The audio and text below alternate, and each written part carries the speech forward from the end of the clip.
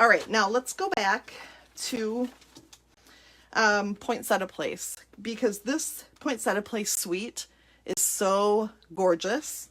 I am going to use the stamp set and dies today, and I know it's jumping the gun a little bit for Christmas, but I can't help myself. I keep singing. I'm sorry. I'm sorry. You're probably like, no, stop.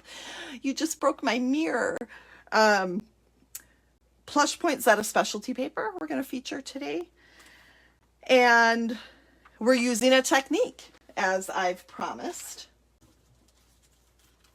All right, let me get situated here so I'm organized. I am going to start with, I'm going to use that because my foam mat is not handy. But I'm just taking a scrap of white cardstock and just a piece of my poinsettia. And I'm going to use my Versamark ink pad. And for those of you who say, wow, that's really clean. I've had to work hard keeping this one clean because let me tell you, most of them are not. So there you go. But I have 4 of them here because I kept buying them because I wanted one that was clean. Well, this one I've kept clean for a couple of years, so I'm kind of proud of that. And actually I got this one at on stage when we could take product out of the make and take bin. And those of you who've been to On Stage know what I'm talking about. It's like the best thing ever. So then with that Versamark ink, I'm going to use my white embossing powder to cover it. And I know this tray is super cool. We used to have Powder Pals in the catalog. We don't anymore. That's just life. And that's the way it goes. And then we're going to use our embossing heat tool to emboss that. And hopefully it's not too loud. I'm going to keep talking while I'm heating this up, and hopefully you'll be able to see the magic, especially if you haven't seen embossing done before. So it heats the powders and then melts them together. So I hope you can see because it's fun to watch. And then it makes the image, and in this case we're doing white on white. For this technique, we can also do clear embossing powder. I just chose white because it was the first one I saw when I went into my embossing tub. So I've got the white on there. And then I'm going to take 2 colors of ink, Pool Party and Balmy Blue. And what I did when I made my sample is I took the Balmy Blue first and used my sponge dauber and just went in the middle. And then I took my Pool Party and went over the whole thing. Now what I found out is that I didn't really love that dark blue blotch in the middle. You can probably see what I mean. It's too stark of a contrast. So I went over it quite a few times to see if I could get it to look better. But then I decided, you know what? I like that color, that Pool Party color. But I did decide I'm going to go back and go over that to blend it one more time. And that way there's not such a big blotch in the middle. And I still get to kind of keep that Pool Party greeny look to it. I don't know how else to describe it.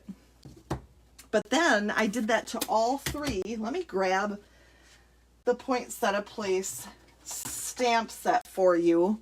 So you can see that if you do all 3 of these stamps and cut them out with the dies, then you get a nice, big, beautiful poinsettia that when you layer it together.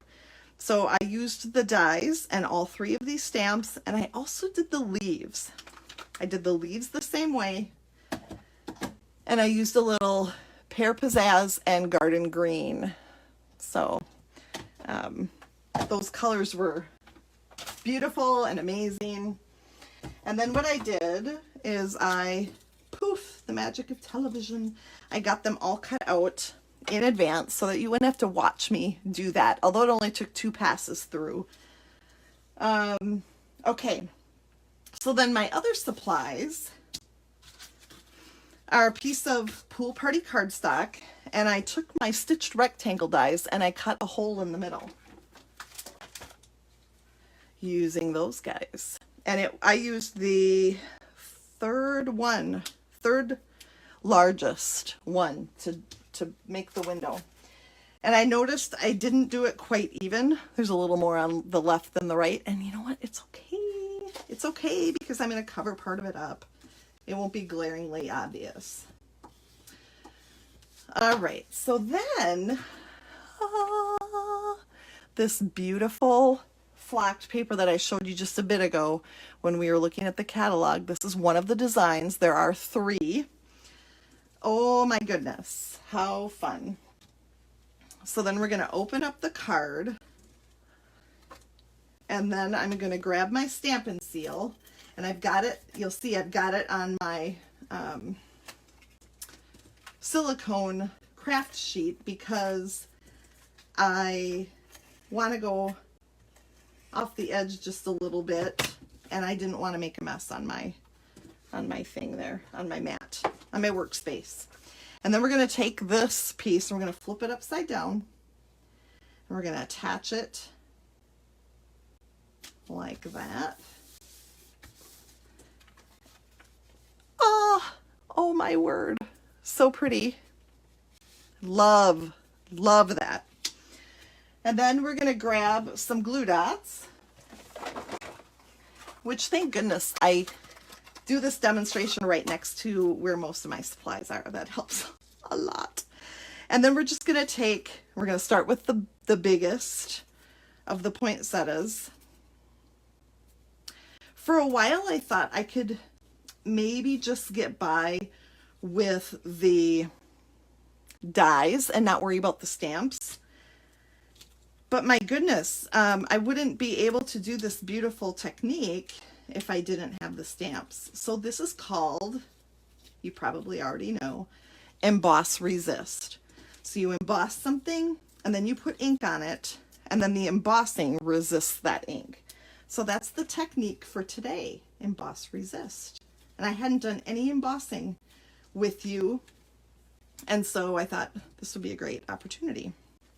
And then we've got the leaves. So just put a leaf or a glue dot kind of on the end. Tuck that in. And you'll notice I curl it up a little bit just to give it a little dimension so it's not laying flat.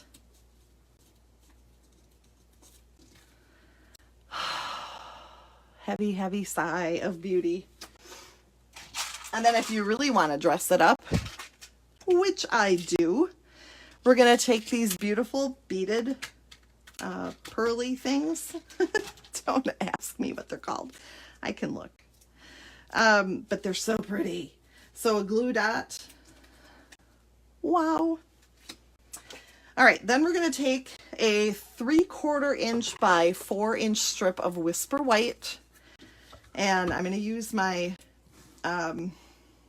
Banners Pick-a-Punch from the August to December mini catalog. Put that end in, banner cut that. I know, you're falling in love. I understand. It is a problem that I too share with you. This was not a stamp set that I needed to have originally. And then people started doing their thing with it. It just irritates me. Doesn't it irritate you? Ah. All right, so then I've got the Merry Christmas. We're gonna stamp that, and hopefully this isn't too long. I actually didn't try this part. I put the other part together. All right, so I got the Merry Christmas. I nudged it over as far to the right as I could, because now we're going to put adhesive on that, and we're gonna tuck that under. Oh my gosh, that is about as perfect as you'd want it. Ah, tell me that's not beautiful. It is beautiful. So emboss resist, remember, is one of the techniques that I have done in techniques class over the last, I would say, 5 years or so. And then I give them this, just a quarter sheet of Whisper White cardstock, and then I make a sticker that tells you how to do the technique, and then a sample of this, and then we always make a sample card as well. So I just, I love sharing these techniques because it makes me revisit what I've done. And I know that you're going to enjoy them as you see them pop up. And some of you will remember making those technique cards and those card samples and things. And one day we will be doing those together in person again. But for now, we'll have fun reviewing with new product and gorgeous samples. So thank you for joining me today.